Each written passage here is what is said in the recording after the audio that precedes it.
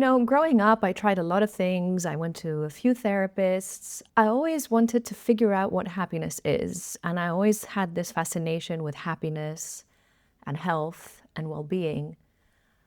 What I found, though, when I went to a few therapists, I grew up in Greece, so I went to a few therapists in Greece, was that there was a lot of talking about my emotions. And there was not so much talking from them, and there was not so much doing something about what was happening.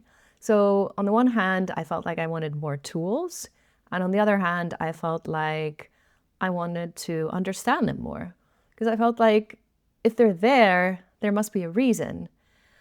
And of course, talk therapy helped me a lot. It helped me understand them a lot. I wanted something that made sense to me.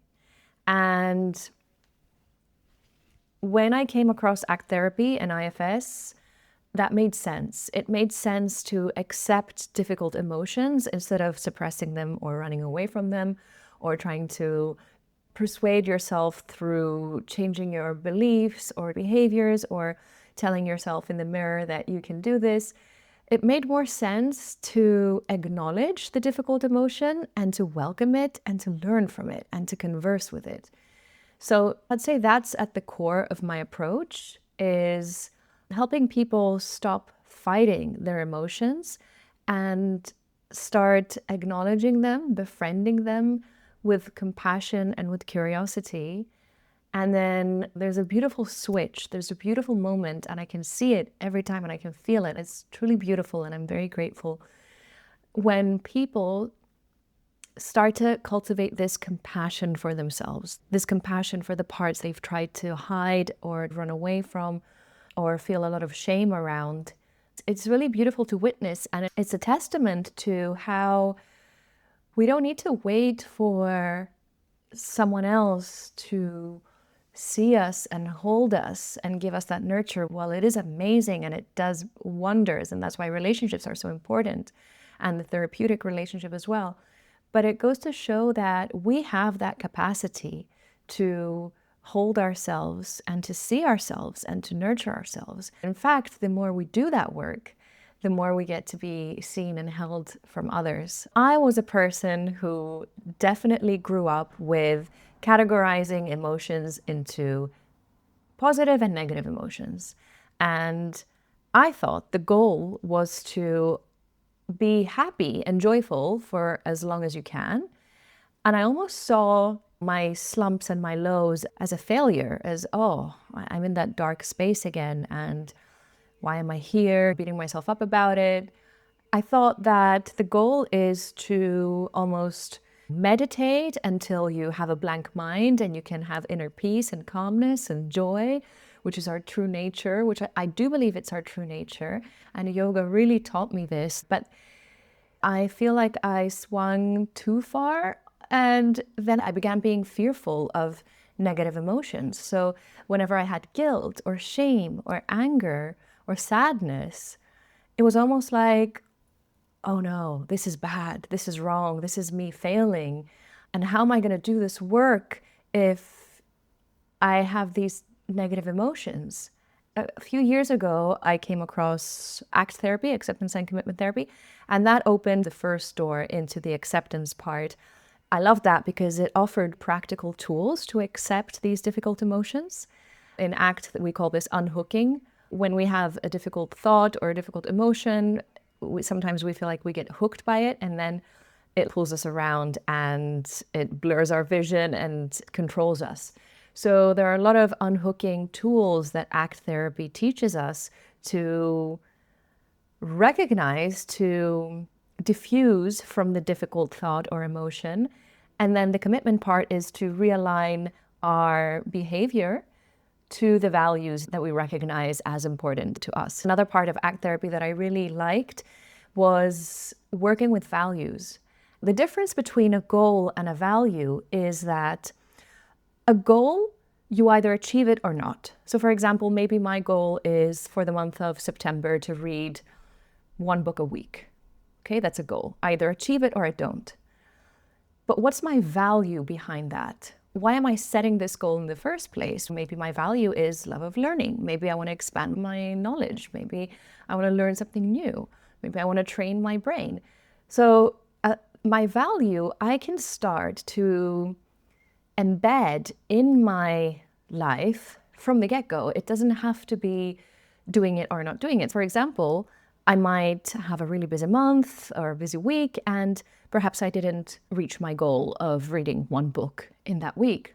But I can almost salt and pepper my value into my daily life, whatever I do. If I have a conversation with someone, I can engage with my value for the love of learning and ask them questions. If they are very knowledgeable on a topic, I might try to learn something from them. I might try to engage in a conversation with someone who I might not have usually. So this is why working with values is so valuable, because they don't depend on either doing something or not. Goals are tricky. It's great to have goals, and it's important to have goals. But I don't think people work enough on figuring out what their values are in life. And values can change. They don't have to be the same depending on where you are in your life. If you have kids, your values maybe revolve around your kids more. If you are at the start of your career, your value could be being disciplined around your profession. Values can change. They're not set in stone.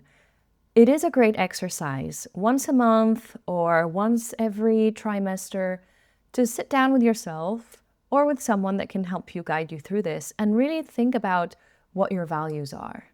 And you'll be surprised how you can start implementing them immediately. And they're almost irrelevant to your goal. If you don't know what your values are, there are loads of exercises through ACT therapy that you can use. You can reach out to me and I'll give you a few exercises. One great exercise for figuring out your values, which some people find a little bit dark, but I really like this exercise. I do this once in a while. So imagine that you've lived 150 years. You've lived a long life. You've done everything you wanted to do. You're fulfilled. You feel like it's time to leave this earth. So you leave very complete, content. And it's time for your funeral, which looks more like a celebration rather than a funeral.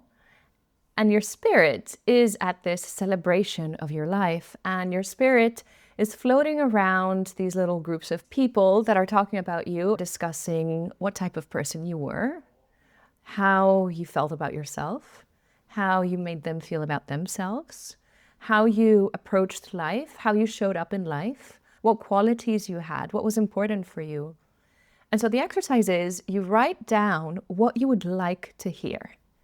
Not what you think they would say, but what would you like to hear about what kind of person you were, how you showed up, how you lived life, how you made decisions, how you interacted with people, how you treated yourself and treated others. And there's a misconception that people are born a certain way and they don't change. I think that's the biggest lie. People change and people have to change. Everything in nature changes. So if there are certain traits that you wish to change, you can. But what's the first step to any sort of change is awareness. Let's say it's 3 steps. The first step is you've acknowledged that there's something you want to change. And so you start to create small, repeatable, actionable steps that are going to help you change that habit. The second is after you cultivate that awareness, you become conscious about it and can start implementing action to change it.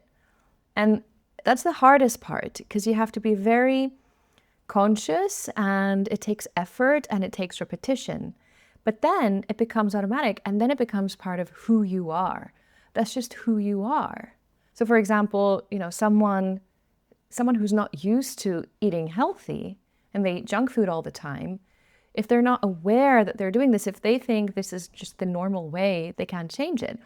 First, they have to be aware that there's something not right here. I need to change something. So that's the first spark. Then it's the hard part. So it's repeating, being conscious about it, putting effort, putting action, Forgetting about the donuts and the pizza and eating more protein and moving your body more. And then eventually that will be your nature. That will be who you are. You're just someone who eats healthy and that's it. Okay, let's talk about stress because it's a very hot topic. They say stress is the new smoking. So I don't know if people are just addicted to stress or if society is manufactured in such a way that it's very hard to escape it.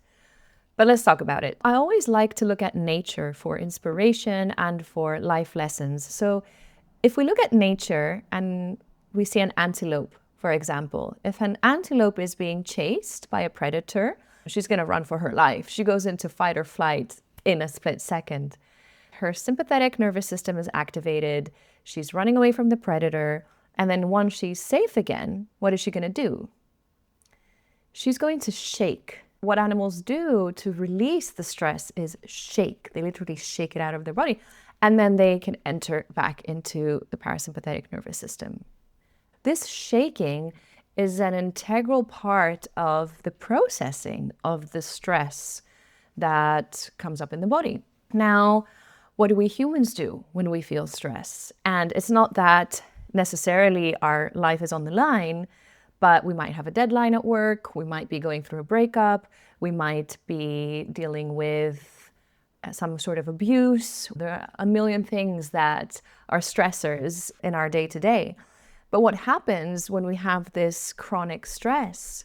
We hold on to it. We don't shake, we don't move.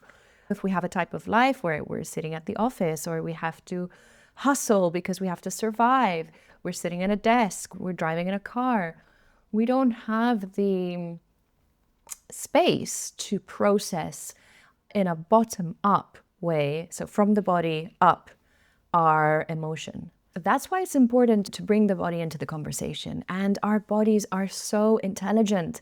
They speak to us all the time. If you don't feel so connected with your body, you can start. I always recommend doing body scans once a day. If you want, you can head to my YouTube channel. I have a video there. It's a 7-minute body scan meditation. It's simply strengthening the mind-body connection. For example, you're listening to this now. Bring your attention, bring your awareness to your feet and wiggle your toes or press your feet down into the ground. And just really bring your awareness and your concentration to your feet. Right? So it's enhancing that connection between your mind and your body. Why is this important? Because a lot of the processing of emotions, if not all of it, happens in the body. It's a wonderful cue and it's a wonderful anchor for us. So when we feel stress or when we feel angry or sad or shameful or any difficult emotion, we can actually start to notice where that is. A common place people notice stress, although this is where emotion shows up in the body. There are some commonalities, but it is a very individual thing. So it's good for you to get to know your own body and where you feel emotion in your body. But a common area for stress is the chest, and it affects breathing. Your breath might become more shallow and fast. And you can see it's almost like the body braces for defense. So going into that fight or flight, like that readiness, the body remembers this. It's really important either through movement or yoga or running or working out or stretching or shaking or dancing to process the emotion and let it move through you. Another wonderful tool is touch. Touch is a really important part of the human existence. When a baby is born, if we really want to do it right, we would have the baby touch the mom as quickly as possible. That skin on skin is so important biologically, emotionally, and psychologically. And unfortunately, nowadays, touch is becoming more and more scarce. We're blessed to have the technology that we do and to be able to do this online and long distance. But at the same time, as connected as we are, we're quite separated from these screens and devices. And so touch becomes scarce. And so a tool I like to offer people that I work with is put a hand on your heart or anywhere you want to on your body. I like to do it on my heart, on my chest, and self-soothe. Talk to yourself. Connect with a part that is hurt. Connect to the part that feels like it needs to protect another part that is hurt. Listen and breathe and remind yourself that whatever you're feeling, you're allowed to. And it's here, not only are you allowed to, but it's here to tell you something. The more you lean into it and listen to it, the more you can learn from it. You know, I don't think everyone benefits from therapy. I definitely don't think everyone benefits from talk therapy. And I definitely don't think everyone benefits from somatic therapy. All therapists need to address that there's no one approach that works for everyone. Not only are we different as individuals, but depending on where we are in our life, we might need different things. I was working with a client the other day, and she's been doing therapy for 5 years, and she told me, I've done a lot of talking, I've done a lot of psychoanalysis, I know myself, I know my patterns, I recognize what happens, I recognize my triggers, see what happens very clearly. But I feel like I'm at that point where I want some tools to know what to do about it now. What's something tangible that I can use? You know, and I totally get that. So when we work together, I already know that she's done the talk therapy. I already know that she's aware, she knows her patterns, she knows what her trauma is. And so that's one approach. It could be vice versa. Someone could be really in tune with their body and understand on a physical level exactly what's happening and what's bothering them. And they're very in tune with their authentic self, but maybe they need to bring in the logical part more. Maybe they need to lean into the talking. And not everyone needs therapy. Some people just need sleep. Some people just need safety. Some people need someone to remind them that they're going to be okay. Therapy is really powerful, but it's not the only portal to healing. The gym can be therapy. Going for a walk is therapy. Having a deep conversation with a stranger or a friend is therapy. It doesn't always have to be going to a therapist's office and talking for an hour. And I'm a therapist, and I know this is probably not good for business, but I'd rather people be aware that your therapy can be embedded in your day-to-day with so many shapes and sizes. And having said that, even therapy itself, even psychotherapy, there's no one approach that works best and is the approach. We're so different as individuals. We have different needs, different experiences. We're in different phases of our lives. Maybe behavioral therapy is good for you now. Maybe psychoanalysis is good for you. Maybe ACT therapy is great. Maybe IFS. Maybe you just need to do some yoga. Maybe you just need to go on a holiday. I do like that nowadays there's much more awareness around certain things. Of course, sometimes we're going into the extreme side of the spectrum, but I do believe that there's more awareness around what we say. And I grew up in Greece, and Greece is a culture where, especially for men, it's not very encouraged to express sadness, to cry. The phrase "El amor en inglés," which in Greek means, come on, don't cry, let it go, it's all good. El amor εντάξει, όλα καλά, έλα, χαμογέλα, smile, and this ella that we have is meant in an endearing way as a helping hand to help someone get out of pain. But what we don't realize is that when someone's crying, that's their body releasing the pain. When someone cries, the painful thing has already happened, right? The pain has already come, and they're crying because they're releasing it. That's the body's way of processing the emotion. So when you actually tell someone, come on, don't cry. You're kind of stopping their healing. And, I invite people who tend to say that to pause and ask themselves, why am I saying this? Is the emotion that the other person experiencing making me uncomfortable in any way? How do I deal with my sadness? Would I feel comfortable to cry in front of this person? And if the answer is no, then you have a clue.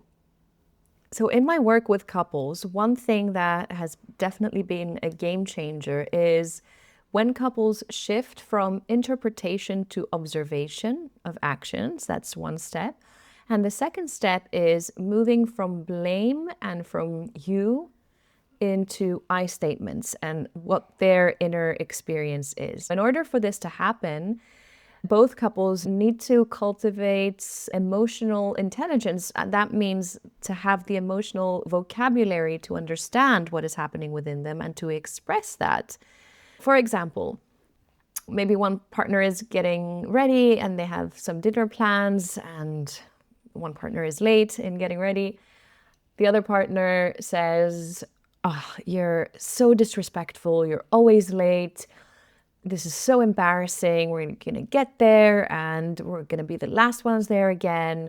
If we move from that, first of all, let's remove the words always and never. Those are never a good idea to use. Let's start with the observation. What is something you can actually see on a screen? What is the behavior that you would be able to see on a TV screen? So, hey, when you take this long to get ready and we are delayed by 30 minutes, that's an observation because it's factual. The set time was 8 and now it's 8:30 and we had agreed that we would leave at 8. So when we agree to leave at 8 and then you're still getting ready 30 minutes later, so that's the observation. In moving away from "you're so disrespectful" to "it makes me feel disrespected. I feel hurt. This is what's happening within me as a result of the behavior, the observation." The formula would be, when X happens, when I observe this, I feel Y. I feel disrespected. I feel rejected. I feel hurt. I feel ashamed. I feel vulnerable. Fill in the blank. Because I need to know that we're going to get there on time. I want to feel like we are keeping our promises. And I want to feel respected. I want to feel acknowledged. I want to feel like I can trust the plans that we make. So end with a request that is measurable and easy enough for the partner to fulfill. So I would really appreciate, my request is, next time, could we leave at the time that we say? Maybe start getting ready a bit earlier. And that is such a more productive formula for communication than the blame game. Because what happens when we enter the blame game in this power struggle is the negative spiral. And it's, "Oh, you never do this. Yes, but I'm only late because you didn't do the dishes. Well, I didn't do the dishes because I had to take out the trash. Yeah, but then you did it." And it never ends well. And of course, in order to express what's going on inside you, you have to have the vocabulary for it. And you have to have self-awareness to even reach that point.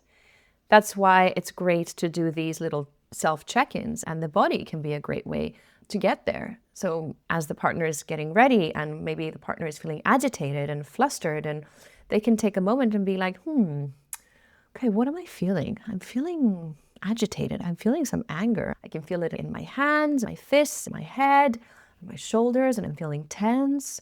Okay, and a great question is, if this part of my body had a voice, what would it say? That's how we start talking from our emotions instead of about our emotions. Healing is subjective in some ways. A lot of people tend to micromanage even their healing. They search for answers obsessively. They go to 100 plant ceremonies in 1 month, and they have this urgency to figure it out, to find themselves, to get the answers, to become something or someone. But this urgency isn't clarity. It's another trauma response dressed up as productivity. And your body isn't asking for speed. Your body is asking to be seen. That might be the toughest and perhaps the most never-ending step in the healing process. There's no answer to be found. There's nothing to be fixed. And that's at the core of the whole method. By witnessing our inner world, our inner landscape, by holding space for it, being open to it, and learning from it, and then by experiencing it and embodying what we've learned, we uncover our authentic self. We're already whole, so there's nothing really to fix. I think that social media has some wonderful advice, and here's something I want people to acknowledge. There could be a piece of advice. You're scrolling through your phone and maybe you see this, and this is something I want to remind myself as well. This is like a huge disclaimer to everyone listening to this. So you might be scrolling through your phone and you come across this quote or video about gratitude and how important gratitude is. And I mean, personally, I love gratitude. I start with the gratitude journaling every morning, and I think it's a really powerful antidote. But here's the thing. Everything is helpful sometimes. Nothing is helpful always. Sometimes healing isn't about gratitude or even about peace. Sometimes it might look like letting yourself scream. It might be shaking or saying, you know what, this sucks. This really sucks. And I'm feeling anger. I'm noticing anger in me right now. I'm noticing sadness. I'm noticing guilt.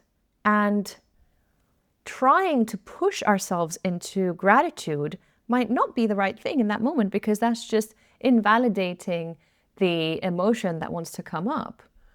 Very often I see this, we've made emotions into a performance and left no room for the raw emotion that comes up and wants to be heard and seen. Healing isn't about, it's not always beautiful or graceful, or journaling next to a candle, having bubble baths and humming. It is all that, and healing can be ugly crying, yelling, screaming, observing this firefighter coming up and wanting to extinguish the emotional flare-up within you. It's not supposed to look pretty. That's the danger of the positivity and manifestation and positive affirmation movement. And a lot of these social profiles, yes, the intention is great. And I brought up the example of gratitude because gratitude is such a universal, great tool. But even that has its time and place. Even that is not always a solution. Sometimes the solution is just to be messy and chaotic and uncomfortable and ugly. A lot of people are really good at analyzing their emotions. Not many people are good at feeling their emotions and speaking from them instead of about them. One way we can work around this, one way we can improve our capacity to be more embodied with our emotions and to listen to them, is you observe an emotion, or you're in the midst of an emotional wave, an emotional storm. Let's take guilt, for example. So you're feeling really guilty. A question I always ask the people I work with is, where is that showing up for you in your body right now? If you've never done this before, it might sound a bit strange. You might be like, what do you mean in my body? I don't know. But if you actually sit with it for a little bit and really tune in, check in with yourself and observe where this emotion is showing up, you might start to feel it in your belly. You might start to feel this tightness or this sensation in the belly. You might feel it in your chest or your shoulders or your hands or your feet or your head or your brain. It's different for everyone. The first thing we do is we start to acknowledge where the emotion shows up physically. The other question I ask is, if this part had a voice, what might it say? Sometimes that comes up as a feeling, a sensation, a sound. It's so individual. It's so different for each person. But this is a really powerful way to start to cultivate more self-awareness and to speak from the emotions instead of only speaking about the emotions. Sometimes the brain is working in such autopilot that these things are happening in seconds and we are not aware that they're happening. We can't even acknowledge it. So when we pause for a little bit and create space and time for whatever is happening to surface, sort of like we can let the water be still for a while, it will gain more clarity and then we can see without really looking for something, but just sitting still and letting the picture start to become more clear. I don't think time heals. I think safety heals. What time does is it gives us trust, because trust needs time to be built. So the more time we have, the more trust we can build, so the safer we can feel. So it's not necessarily about time, it's about safety. Even if you had a breakup yesterday, you can start to cultivate that safety that your nervous system needs right in this moment. And you can do this through mind-body practices, you can do this through journaling, you can do this through your therapy, but don't wait for time to just make you forget or brush it under the carpet. Because if we're talking about true healing, it's not time that does the healing, it's the safety. And we can give ourselves that safety. That's what most people don't realize. As we go into adulthood, and that's the trauma that people experience, right? In childhood, trauma is not what happens to you, it's what happens within you as a result of what happened to you, as Dr. Gabor Mate says. When the child feels unsafe to share what happened or to express what's going on within them, it's that lack of safety combined with what happened that causes the trauma. When we become adults, we start to reparent ourselves. We have the safety that we need, the tools, but we forget that. All of us still have that inner child in us, and we need that inner child because we need that playfulness, but it also comes with certain pain that is usually carried. As we enter adulthood, we must realize that we have that safety now, and we can offer that safety to ourselves. And that's how we can reparent our inner child. So the thing about forgiveness is we're taught that forgiveness is a very noble thing, and thou shalt forgive. However, we shouldn't do it if we don't feel ready to do it. I don't think people should force themselves into forgiving if they're not ready for it. Because by doing that, it's almost as if they're abandoning a part of themselves. If they don't feel ready to let that go, it can do more harm than good. So a different approach could be, if you're holding on to anger, for example, and that's what you have to forgive, allow yourself to really feel that. Allow yourself to really feel all the anger, all the hurt, all the pain that you've been carrying. And once you've really felt this and processed this and let it go, then maybe you create the space for forgiveness. But I think that if someone feels like they have to forgive because it's the right thing to do and not because they want to do it, that's just adding more pain onto the existing pain, because they're not acknowledging the part of them that's still hurt. And it's okay to feel hurt, and it's okay to feel angry. And you don't need to forgive to heal either. You can start that healing process without forgiveness. And if forgiveness wants to come, do it. But I think it's more important to stay with feeling what you're feeling and accepting it and having compassion for it rather than just going straight into forgiving. Yes, forgiving is giving freedom to you. It's about freedom to yourself, but it has to come naturally. One of my favorite quotes by Dr. Gabor Mate, and I might be paraphrasing a little bit, but something along the lines of, what we call a disorder is often an ingenious adaptation by a wounded psyche to protect itself against unbearable circumstances. So basically, what we call a disorder is actually a really smart coping mechanism. They're survival strategies. And labeling someone as bipolar or depressed or anxious, while it helps us in the understanding of the symptoms and communicating the symptoms, is a slippery slope, because I've seen this happen very often where people say, I'm bipolar, I'm depressed, I am this, it's who I am, I'm depressed. And depression isn't a disorder, depression is a symptom. You weren't born depressed. Something happened along the way, and your best bet at that moment was to suppress, to depress, to press down all your emotions, which happen to be the pleasurable ones and the difficult ones, to numb yourself. And the symptom of that, the result of that, was depression. So when we just give a label to someone and say, you are depressed, take this medication and it will go away, I don't know how helpful that is ultimately. But if we look at the root cause and see, okay, so there's a part of you that came up with this very smart coping mechanism, and the result of that is to depress your emotions.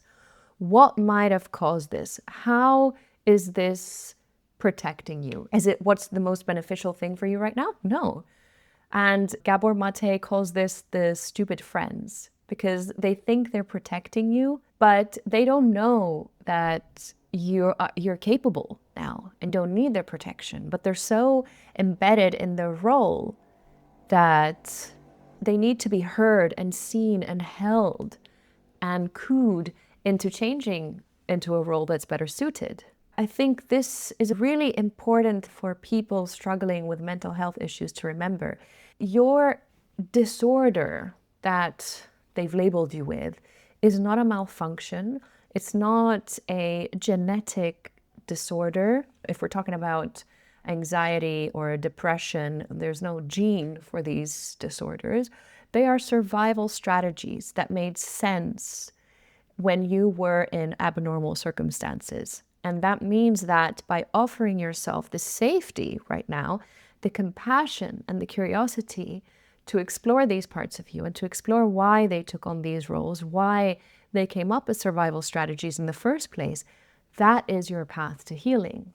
We hear about soulmates and twin flames, and your twin flame is probably your unresolved trauma in a sexy outfit. We have this romantic idea, and romance is wonderful, but I do think it's instilled some very tricky and dangerous concepts in our society. We have this romantic idea that when we meet someone, it's supposed to be effortless and flow, and we're supposed to read each other's minds and just have that inner knowing, and they should just know what we like, how we like it, what we need. They should anticipate our needs. And it might be so in the beginning, but over time, there comes a point where there's just going to have to be communication. And this is one of the hardest things in our relationship, to understand what your needs are and then to express your needs. And of course, your partner has to be willing and able to meet those needs and vice versa. I think it's important to reevaluate some beliefs that we might have around what a healthy relationship looks like. I work with a lot of women, and quite a few times I've heard this notion of, why do I attract these toxic men in my life? Why am I attracting this type of relationship all the time? And a part of that is that they are accepting them. We accept what we think we deserve. or the kind of love that we grew up with or that we are trying subconsciously to resolve. So I would invite anyone hearing this and feeling that they just attract toxic people to reevaluate and to give themselves more power. You're not attracting them, you are accepting them, which means you have the power to not accept that type of situation. But in order to do that, ask yourself, what do you think you deserve? What do you want and what do you believe you deserve? There's this misconception of talking about your trauma means healing it, and those are two different things. You can be very self-aware and still indulge in destructive behavior. You can talk about your trauma, you can be aware of it, and you can talk about it, but it's not necessarily the same as healing it. It's not enough to talk about your emotions. You have to talk from them. You have to meet your parts, meet your shadows, to let them speak and be there for them when they express what they need, what they're fearful of, and what they need.